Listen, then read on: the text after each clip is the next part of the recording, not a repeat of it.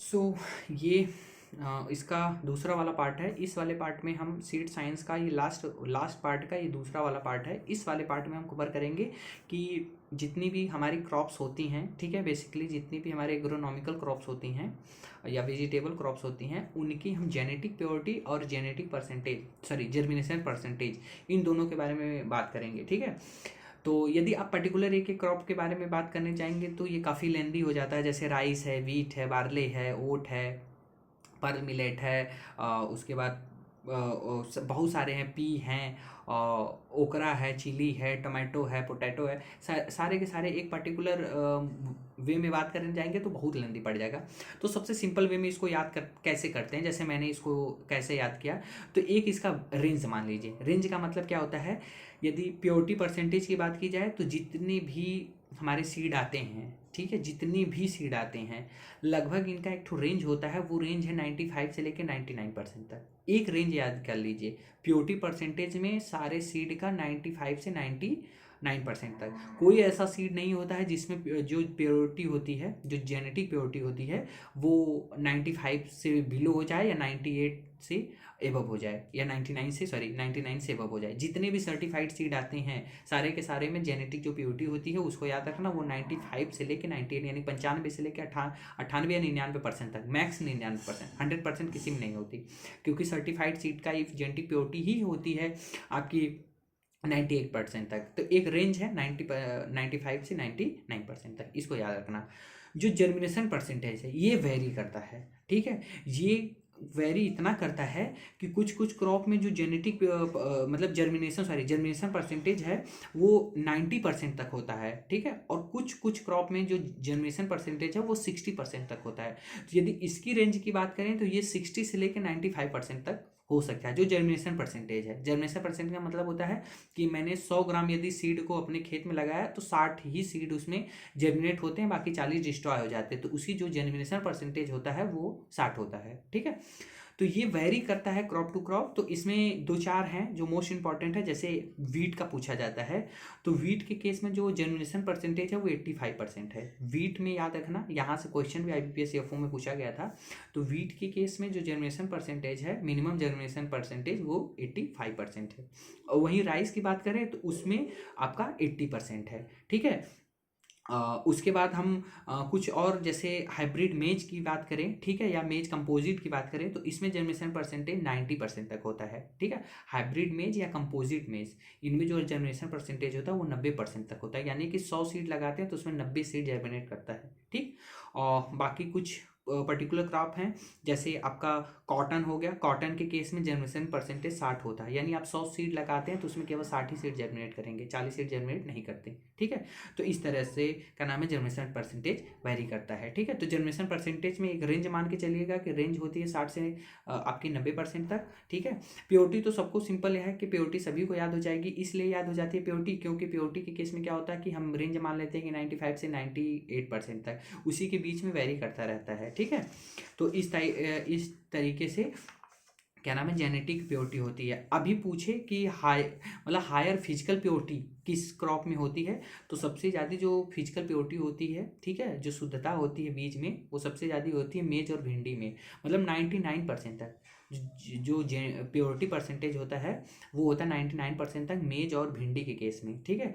और जितने भी क्रॉप्स हैं, ऑलमोस्ट जितने भी क्रॉप्स हैं, सभी में 98% तक आपकी प्योरिटी होती है, ठीक है, फिजिकल प्योरिटी होती है, ठीक है। और सबसे कम होती है आपकी कैरेट में 95। तो वही मैंने बताया कि प्योरिटी परसेंटेज में क्या है कि प्योरिटी परसेंटेज में आपकी 95 से 99% तक होती है। 99 जो होती है वो मेज और भिंडी की होती है, 95 कैरेट की होती है, और जितने भी क्रॉप्स होते हैं लगभग इसमें 98% तक होती है। तो ये हो गई जेनेटिक प्योरिटी। और क्या नाम है, ये जो डेटा है ये समझाने लायक तो है नहीं कुछ, इसमें जो डेटा है बस उसी को याद को समझना है, और उसको एक बार दो बार सुन लेंगे उससे भी याद होगी। ये बहुत सिंपल है यार। इसमें क्या है, जेनेटिक प्योरिटी की बात करें वही 95 से 99% तक। फिजिकल प्योरिटी की जर्मिनेशन परसेंटेज की बात करें तो 60 से लेकर 90% तक। उसमें भी मेजर जो है वीट है आपका 85%, राइस है 80%, मेज है, कंपोजिट हो या क्या नाम है आपका हाइब्रिड हो, दोनों में 90-90%, कॉटन में वही 60% हो जाता है। तो वेरी करता है, मतलब जो मोस्ट इंपॉर्टेंट हो बस उसको याद कर लीजिए।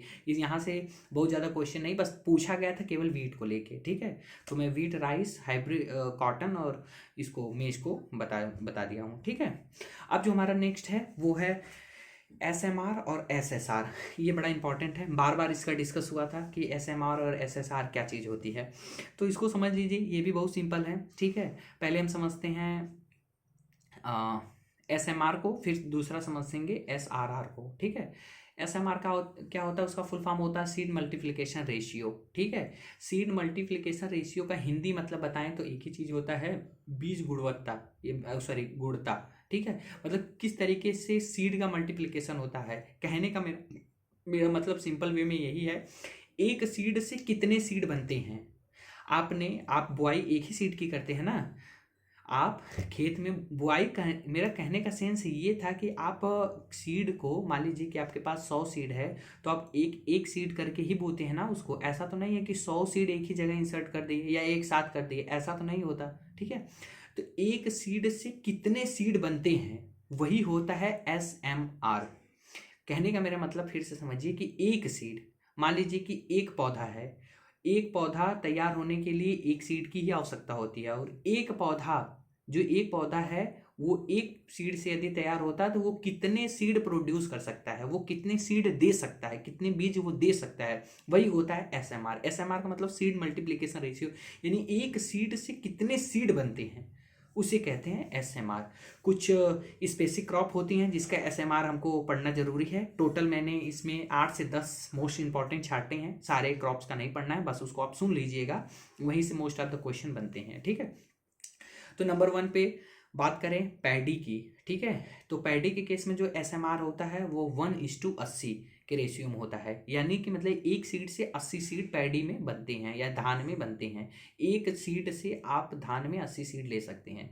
वहीं बाजरा की बात करें तो बाजरा में एक सीड से 200 सीड। बाजरा की आपने सीड देखी है कितनी छोटी छोटी, इसीलिए बाजरा का जो सीड रेट वो 2 से 3 केजी प्रति हेक्टेयर तक कहा जाता है, क्योंकि उसके सीड बहुत छोटे छोटे होते हैं। तो बाजरा में एक सीड से 200 सीड, यानी 1:200 का रेशियो इसमें होता है। एक से एक संबंधी 200 का रेशियो बाजरा में होता है, और पैडी में एक संबंधी 80 का होता है। तीसरे पे बात करें मेज का, तो मेज के केस में क्या होता है कि मेज के केस में वो राइस की तरह एकदम सेम है। मेज में भी एक सीड से 80 सीड बनते हैं, जैसे राइस में 1 से 80 बनते थे, वैसे मेज में भी 1 से 80 बनते हैं, ठीक। रेड ग्राम की बात करें, यानी अरहर की, कैजनस कजान की, तो उसमें एक सीड से 100 सीड बनता है, ठीक है। 1:100 का रेशियो होता है। वहीं ब्लैक ग्राम की बात करें तो ब्लैक ग्राम में एक सीड से 40 सीड बनते हैं, ठीक है। ब्लैक ग्राम समझते हैं ना, जिसको हम हिंदी में क्या कहते हैं, मूंग कहते हैं, ठीक है। और सॉरी उर्द कहते हैं, और ग्रीन ग्राम को हम मूंग कहते हैं, ठीक है। तो ब्लैक ग्राम से ब्लैक ग्राम और ग्रीन ग्राम, इन दोनों से एक सीड से 40 सीड बनते हैं। ब्लैक ग्राम या ग्रीन ग्राम दोनों से एक सीड से 40 सीड, 1:40 का रेशियो होता है।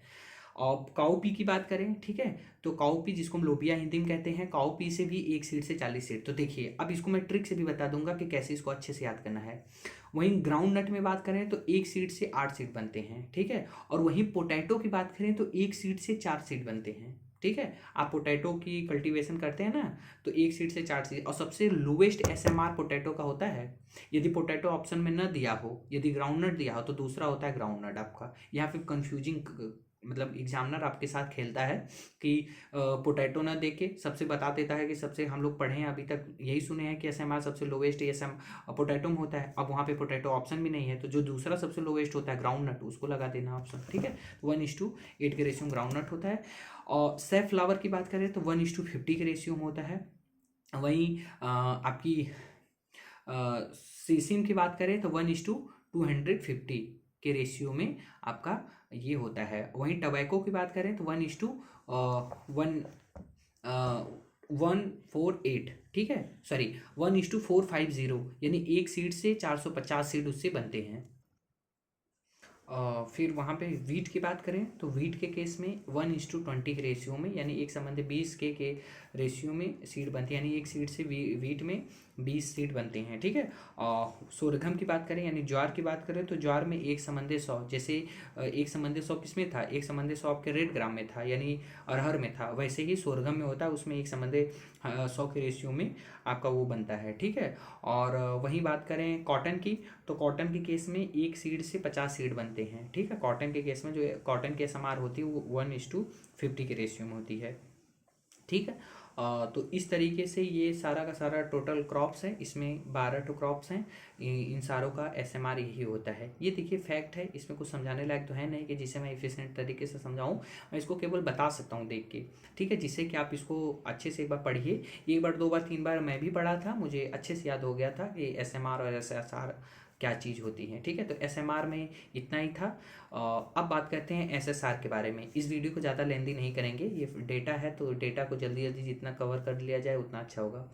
SRR क्या होता है, ठीक है। SMR समझ गए, SMR का मतलब होता है सीड मल्टीप्लिकेशन रेशियो, मतलब एक सीड से कितने सीड बन रहे हैं किसी भी प्लांट में, उसे हम SMR कहते हैं। SRR क्या होता है, सीड रिप्लेसमेंट रेट या सीड रिप्लेसमेंट रेशियो, ठीक है। रेशियो ना करके उसे रेट कहेंगे, ठीक है, दर होती है। SRR को समझने का सबसे बेस्ट एग्जाम्पल क्या चीज़ है, SRR को आप समझ सकते हैं, जैसे मान लीजिए कि आपके पास 2 फील्ड है, ठीक है। और एक फील्ड मान लीजिए उसका नाम मैंने A रख दिया और दूसरे फील्ड का नाम मैंने B रख दिया, ठीक। 2 फील्ड है आपके पास, एक एक A फील्ड है और एक B फील्ड है। दोनों में आपने वीट का कल्टीवेशन किया, ठीक है, वीट की फार्मिंग की, वीट की खेती की, ठीक है, या गेहूं की खेती की। तो होता क्या है, SRR क्या कहता है, एक खेत में आपने वीट की, जो अपने दोनों खेत में तो गेहूं को बोया है, तो एक खेत में जो बीज है उसको आपने पूरे मार्केट में जितना उसमें बीज निकला, ठीक है, उतने सारे बीज को आपने मार्केट में बेच दिया, ठीक। एक केस ये हो गया। दूसरे वाले खेत में आपने क्या किया कि जितने भी वीट थे, ठीक है, सारे के सारे वीट में से आपने उसका 75% मार्केट में बेच दिया या आपने कंजप्शन के लिए रख लिया। बाकी जो 25% आपका सीड है उसको आपने रख लिया नेक्स्ट सोइंग के लिए, ठीक है। अब ये तो आपको समझ में आया कि मैं एक एक फील्ड ए और एक फील्ड बी में कंपेयर क्यों कर रहा हूँ। नहीं समझ में आना, देखिए समझाता हूँ क्या है इसे। SRR क्या कहती है या सीड रिप्लेसमेंट रेट क्या कहता है हमको, कि आपने उस पर्टिकुलर एरिया पे या अपने पर्टिकुलर फील्ड पे आपने जहाँ पे भी उसकी खेती की है, उस खेती में आपने सीड को अगले साल न रख के, ठीक है, या अगले साल बुआई के लिए न रख के आपने मार्केट से किसी दूसरे सीड को लाए, ठीक है, दूसरे सीड को ला के उसमें बोए, यानी पहले वाले सीड का रिप्लेस कर देना दूसरे वाले सीड से। नहीं समझ में आया, ठीक है, कोई बात नहीं, मैं फिर से समझाता हूँ।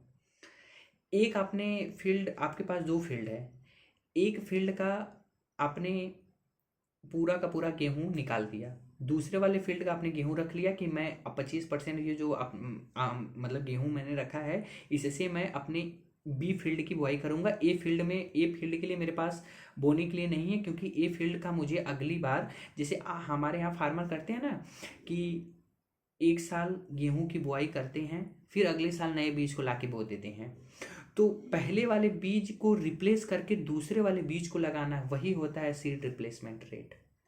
ये एकदम सिंपल वे है, समझ में आ जाना चाहिए। सीड रिप्लेसमेंट का मतलब होता है कि एक सीड है, प्रीवियस सीड है, उसको रिप्लेस करके नए सीड को ला देना या नए सीड की बुआई करना हर साल, साल दर साल, उसे कहते हैं हम सीड रिप्लेसमेंट रेट।